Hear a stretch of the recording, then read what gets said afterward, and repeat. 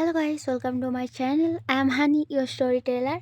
आज हम Jiya story fell in love with a crazy person इसका नेक्स्ट पार्ट सुनेंगे।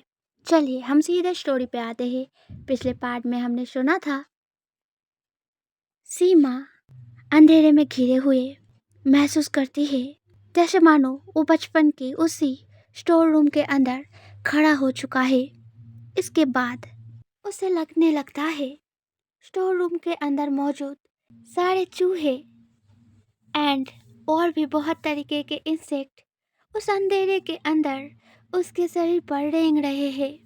ये सारा चीज़ें महसूस करते हुए सीमा रोते रोते उस अंधेरे में डर डर के अपने कपकपाते हाथों से अपने शरीर के ऊपर बार बार रब करके अपने शरीर के ऊपर से उन इंसेक्ट को हटाने का कोशिश करने लगता है एंड रोते हुए दरवाजे के पास जाते हुए अपने टायर्ड धीमी वॉइस में उसके पापा से प्लीड करते हुए बोलने लगती है, पापा प्लीज़ दरवाज़ा खोल दीजिए, मुझे बहुत डर लग रहा है। प्लीज़ पापा, मैं आपके हर बात मानूंगा, प्लीज़ पापा दरवाज़ा खोल दीजिए। ऐसा बोलते हुए चलते चलते सीमा उस छोटे से कैंपिंग फ्लैट जगह के एकदम किनारे पर पहुंच जाता है, जहां से पैर फिसलने पर स्लाइड करते हुए अगर कोई भी इंसान गिरा तो वो पर्सन किसी भी इंजरी से गुजर सकता है। इवन मर जाना भी इम्पॉसिबल नहीं है। पर क्लिप के एकदम पास जाकर सीमा रुक जाता है। वो उस जगह पर जाके एकदम से जमीन पे बैठ के अपने आप को वेरी टाइटली हक करके सफोकेटिंगली जोर जोर से सांसें लेते हुए रोने लगती है। तभी उन दोनों लड़की में से एक लड़की मन में कुछ सोच के एक क्रीपी सा स्माइल करके सीमा के पास जाते हुए पैनिक होने का नाटक करके जोर जोर से सीमा का नाम कह के पुकारते हुए वह पर जाता है। फिर उसके पास जाकर उसे उस जगह से चले आने के लिए बोलते हुए सबके नजरों को छुपाते हुए जल्दी से सीमा के शरीर को अपने पैरों से हल्का पुश करता है, जिस वजह से सीमा एकदम से उस क्लिप से नीचे गिरने जाता है। पर तभी सीमा को लैंड के एज के तरफ जाते देख पैनिक होकर बहुत पहले ही उस जगह पर आके खड़ा हो चुका रिधि एकदम से जाकर सीमा का हाथ पकड़ लेता है।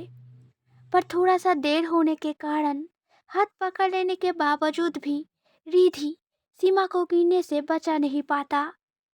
सीमा के साथ साथ वो भी पैर फिसल कर उस क्लिप से स्लाइड करके नीचे के ओर गिर जाता है।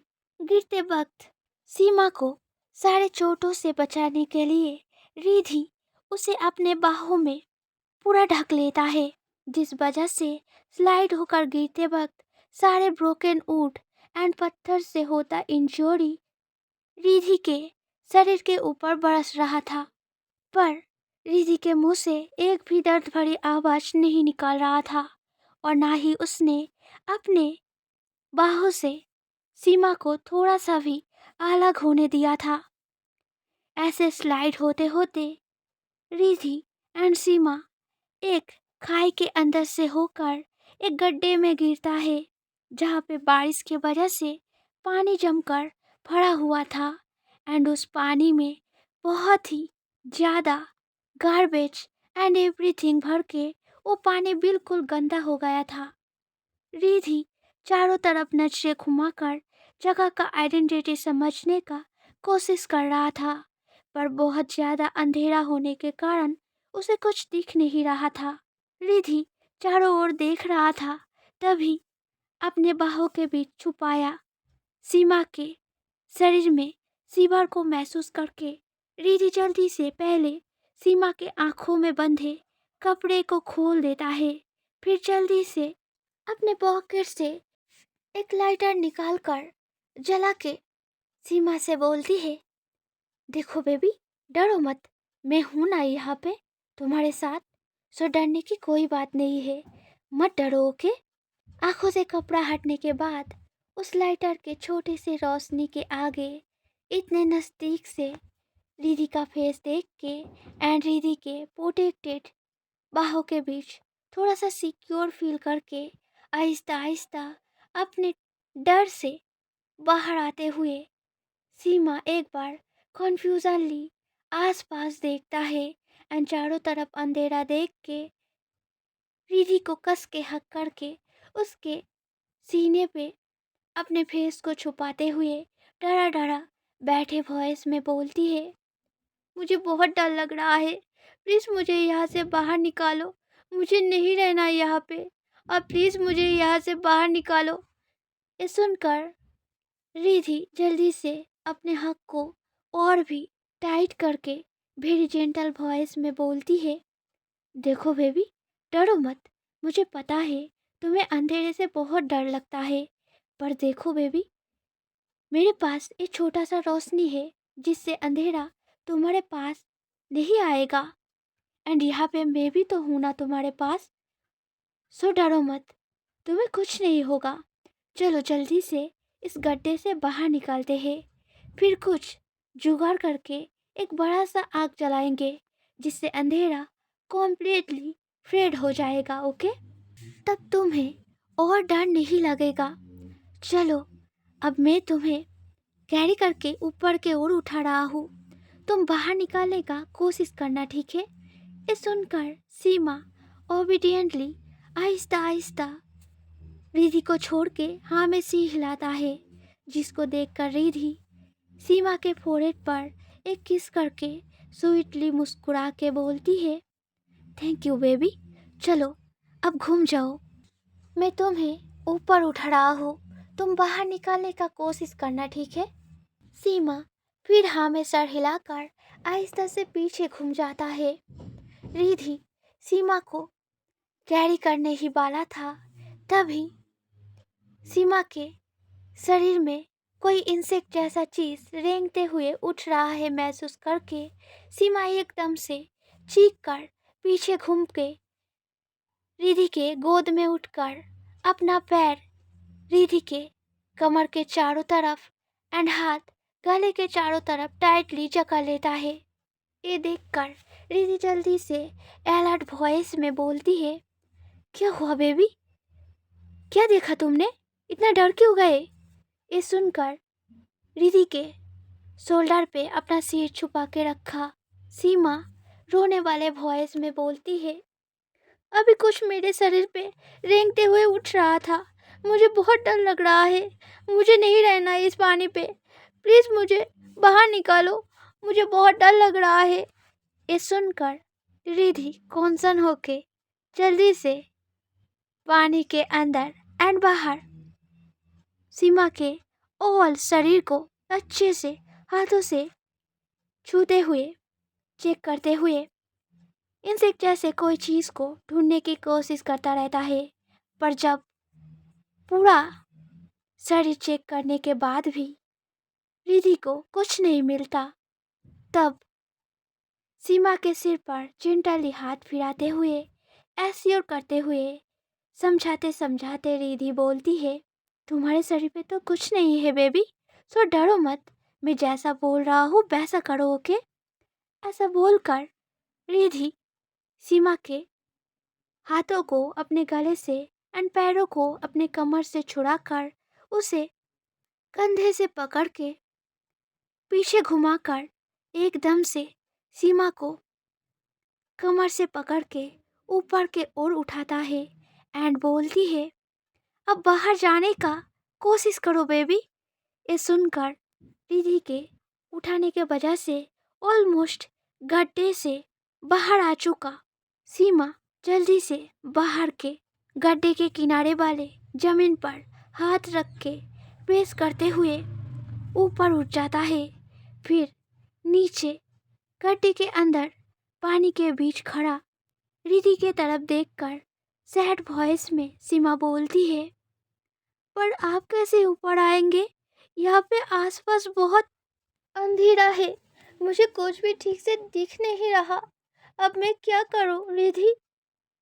फर्स्ट बार सीमा के मुंह से अपने नाम को इतना क्लियरली सुन के वेरी सेटिस्फाइड रिधि खुश होकर हैप्पी फील करते हुए स्माइल करके बोलती है, डरो मत, तुम बस जमीन पे लेट जाओ एंड मुझे अपना हाथ दो। ये सुनकर सीमा ज़्यादा कुछ ना सोच के जल्दी से जमीन पे लेट के गड्ढे के अंदर रिधि के तरफ अपना हाथ बढ़ा देता है। रिधि उस हाथ को पकड़ के बिना पुल किए हुए ही गड्ढे के दोनों तरफ के जमीन पे पैरों से प्रेस करते हुए वेरी इजीली बहुत जल्दी वहां से बाहर निकल जाता है। रिधि के इस हरकत को देखकर सीमा बहुत शॉक्ड हो जाता है। वो जमीन पर लेटे हुए ही कॉन्फ्यूज फेस एक्सप्रेशन लेकर सारा कुछ सोच रहा था। तभी बाहर निकलने के बाद अपने लाइटर को फिर से जलाकर सीमा को एक हाथ से खींच के जमीन से उठा के कॉन्सर्न होकर उसके पूरे शरीर को अच्छे से आंखों से एंड हाथों से चेक करते हुए रिधि बोलती है, कहीं लगा तो नहीं ना बेबी? क्या कहीं कुछ दर्द हो रहा है या और कुछ? तब वो इंसेक्ट कहाँ से रेंगते हुए उठ रहा था? मुझे बताओ, मैं चेक करके देखता हूँ। उसके वजह से तुम्हारे शरीर पे कोई इंजरी हुआ है कि नहीं? ऐसा बोल के रिधि अंदाजा लगाते हुए सीमा के फेस एंड सीने के एरिया पे उस लाइटर के रोशनी में अच्छे से चेक करने लगता है। शरीर के ऊपर के हिस्से को अच्छे से चेक करने के लिए रिधि सीमा के कम्प्लीटली भीगा हुआ कपड़े एंड स्वेटर को हाथों से ऊपर की ओर उठाने जाता है। तभी सीमा एकदम से चौंक कर रिधि के हाथों को पकड़ के अपने कपड़े से अलग करते हुए बोलती है, मुझे कोई चोट नहीं लगा है, मैं बिल्कुल ठीक हूँ। ये सुनकर कन्फ्यूजनली नजरों से बारी बारी से सीमा को सिर से पाँव तक चेक करते हुए रिधि बोलती है, आर यू श्योर बेबी? तो फिर तुम वैसे फेस लेकर जमीन पे क्यों लेटे थे? मुझे लगा शायद तुम्हें कहीं चोट लगा है। अगर चोट नहीं लगा देन मेरे ऊपर आ जाने के बाद भी तुम जमीन पे क्यों लेटे थे? क्या तुम मुझसे कुछ छुपा रहे हो? क्या तुम्हारे पैर पे? ऐसा बोल कर रिधि नीचे सीमा के पैर के पास बैठ के उसके पैंट को थोड़ा सा उठाकर अच्छे से चेक करते हुए इंजरीज ढूंढने का कोशिश करता है।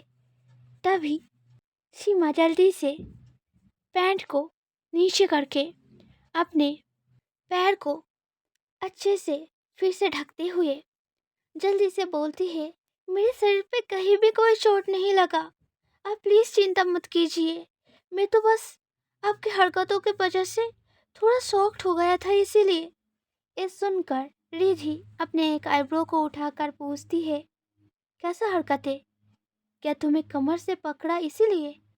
बट अगर कमर से ना पकड़ता तो उठाता कैसे? ये सुनकर सीमा जल्दी से नमसी हिलाकर बोलती है, नहीं, उस बारे में नहीं। मैं सोच रहा था अगर आप वैसे चढ़कर आ सकते हो तो फिर मुझे हाथ देने को क्यों बोला? बस इसीलिए मैं शॉक्ड हो गया था। ये सुनकर रिधि कैजुअली बोलती है, इसमें शॉक्ड होने वाला क्या बात है? तुमने बोला चारों तरफ बहुत अंधेरा है, इसलिए मैंने हाथ देने को बोला ताकि मेरा प्रेजेंस महसूस करते हुए तुम्हें चारों तरफ के अंधेरे से डर ना लगे। अब चलो जल्दी से कुछ जुगाड़ करके आग जलाते हैं। ऐसा बोलकर रिधि सीमा को अपने पास खींचकर उसे एक हाथ से हक करते हुए आसपास से आग जलाने के लिए सारी चीज़ें समेटने लगता है। कुछ समय बाद जब जलाया हुआ आग के आगे रिधि एंड सीमा बैठता है, तब अपने भीगे हुए ओवर जैकेट को उतार के रिधि सीमा से बोलती है, तुम भी जल्दी से अपना स्वेटर उतार दो वरना हाइपोथर्मिया हो जाएगा। जल्दी करो बेबी। ये बात सुनकर सीमा ओबिडियंटली अपना स्वेटर उतार देता है। सीमा स्वेटर को उतारने के बाद कहाँ रखे ये सोच रहा था, तभी वो देखता है रिधि बड़े अजीब नजरों से उसके शरीर के ओर बिना बल के झपकाए देखे जा रहा है।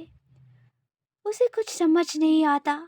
वो ऑकवर्ड फील करते हुए जब रिधि के नजरों को फॉलो करके अपने शरीर के तरफ देखता है, तब वो तुरंत चौंक कर हाथों से अपने शरीर को कवर कर लेता है, क्योंकि उसने जो व्हाइट कपड़ा पहना था वो कॉम्प्लीटली भीग जाने के कारण उसका शरीर के अंदर का हिस्सा लगभग पूरी तरह दिख रहा था। सीमा एम्बारेस, ऑकवर्ड एंड शाई फील करते हुए आहिस्ता आहिस्ता घूम के रिधि के तरफ पीठ करके बैठ जाता है। ये देखकर रिधि अपना नजरें हटाकर गले को खराशते हुए एक्सक्यूज देकर बोलती है, मैं तो बस, रिधि ने इतना बोला ही था, तभी रिधि देखता है हल्का हल्का बारिश हो रहा है एंड वो लोग जिस पत्थर के नीचे बैठा है सीमा उस शेड से थोड़ा बाहर है। ये देखकर रिधि सीमा को पॉजिटिव वॉइस में बोलती है, बारिश हो रहा है, यहाँ पे आओ। पर सीमा नहीं आता, उल्टा और थोड़ा सा दूर जाते हुए उस पत्थर के शेड से कॉम्प्लीटली बाहर चला जाता है एंड गिरते हुए बारिश के ठंडी पानी को अपने शरीर पे महसूस करके बहुत बुरी तरीके से कांपने लगता है। ये देखकर रिधि गुस्सा होके उठ खड़ा होके सीमा को वैसे ही बैठे हुए पोजीशन पे अपने गोद में उठाकर फिर से आग के पास आकर अपनी जगह पे बैठ के हक किया। सीमा के तरफ देखकर डिसअपॉइंटिंगली बोलती है, do I look like a ghost और ए थर्की पर्सन जो मुझसे ऐसे भाग रहे हो? अपने पसंदीदा पर्सन को इस तरीके से देखकर ऐसा रिएक्शन तो आएगा ही ना, यही तो नॉर्मल है। आखिरकार मैं कोई एबनॉर्मल पर्सन तो नहीं हूं ना। एंड ऐसे इनसिक्योर फील मत करो, क्योंकि जब तक तुम रेडी नहीं होगे तब तक मैं अपने सारे क्रेविंग को अपने अंदर ही दबा के रखूंगा। So don't be like this baby. देखो तुम कितना भीग गए, क्या ज़्यादा ठंड लग रहा है? ऐसा बोलकर रिधि सीमा को और भी थोड़ा टाइटली हक करके अपने शरीर से बिल्कुल अटैच कर लेता है, जिससे उसके शरीर के गर्माहट को पाके सीमा के शरीर का ठंडक थोड़ा कम हो जाए। सीमा रिधि के शरीर के इतना पास रहने के कारण बहुत ज़्यादा ऑकवर्ड फील करते हुए स्टार्टलेटेड वॉइस में बोलने लगती है, हम वापस कैसे जाएंगे? ये सुनकर रिधि कैजुअली बोलती है, don't worry, they will find us. ये सुनकर सीमा फिर डाउट करते हुए बोलती है, पर हम तो इस खाई के अंदर है, अगर वो हमें ना देख पाए तो शायद हम लोगों को यहाँ से बाहर निकालने की कोशिश करना चाहिए। ऐसा बोलते हुए सीमा रिधि के हक को छुड़ाकर उठ खड़ा होने की कोशिश करने लगता है। तभी रिधि सीमा को और भी टाइटली हक करके एश्योर करते हुए बोलती है, तुम चिंता मत करो, वो लोग हमें इजीली ढूंढ लेगा, क्योंकि हमने जो आग जलाया है उसका धुआं हवा के साथ बाहर की ओर जा रहा है। सो उस धुएं को देखकर वो लोग इजीली समझ जाएंगे कि हम यहाँ पे हैं। वैसे भी अभी बाहर बारिश हो रहा है, सो अगर हम अब बाहर निकले देन सिर्फ बुरी तरीके से भीगने के अलावा और कुछ नहीं कर पाएंगे। तो हम लोग बारिश रुकने तक थोड़ा वेट करेंगे, ओके? रिधि ये सब कह रहा था, तभी वो देखता है एक ब्लैक स्कॉर्पियो तेजी से अपना डंक उठा के उन लोगों के तरफ आगे आ रहा है। ये देखकर रिधि तेजी से सीमा को अपने पास से हटा के फिर उस स्कॉर्पियो को बूट के नीचे मसलकर उसे आंख में फेंक के फिर सीमा को हाथों से खींच के फिर से अपने गोद में बिठा के हक करते हुए बोलती है, डोंट वरी, ये इंसेक्ट मर गया है। अगर फिर से कुछ आया तो मैं फिर से उसे तुम्हारे पास आने से पहले ही मार दूंगा। आपसे तुम्हारे किसी भी डर को मैं तुम्हारे आसपास नहीं आने दूंगा। I promise. बस तुम हमेशा मेरे पास पास रहना। रिधि ने इतना बोला था तभी सीमा हिचकिचाहट भरी वॉइस में पूछती है, पर क्यों? अब मेरा इतना ध्यान क्यों रख रहे हो? मैं तो आपके कोई नहीं हूं ना। तो फिर ये बात सुनकर रिधि थोड़ा सैडली मुस्कुरा कर फिर सीमा के कंधे में अपने फेस को रखे फिर सीमा की तरफ देखकर एकदम शांत आहिस्ता वॉइस में बोलती है, किसने बोला तुम मेरे कोई नहीं हो? तुम मेरे सब कुछ हो। तुम्हें पता है तुमने मेरे दिल एंड दिमाग को पूरी तरीके से एक्युपाइड कर लिया है। इसलिए मेरे दिल एंड दिमाग को चैन देने के लिए तुम्हें प्रोटेक्ट करना मेरा मेन प्रायोरिटी बन चुका है। एंड ये सारा चीज़ें क्यों हो रहा है तुमको पता है? क्योंकि मैं तुमसे बहुत ज़्यादा प्यार कर बैठा हूँ। I love you Seema. And मैं ये चाहता हूँ कि एक दिन तुम भी मुझसे इसी तरह प्यार करो। पर जब तक तुम उसके लिए तैयार नहीं हो जाते तब तक मैं वेट करूँगा, क्योंकि मैं तुम्हारा डर या ट्रॉमा नहीं बनना चाहता। मैं तुम्हारे वो लव वन बनना चाहता हूँ जिसके पास तुम सबसे ज़्यादा सेफ एंड कंफर्टेबल फील करो। पर तुम प्लीज़ मुझे ज़्यादा वेट मत करवाना बेबी। आज के लिए इतना ही। अगर स्टोरी पसंद आए तो लाइक करना, कमेंट करना, सब्सक्राइब करना। मिलते हैं नेक्स्ट वीडियो में। Bye bye everyone.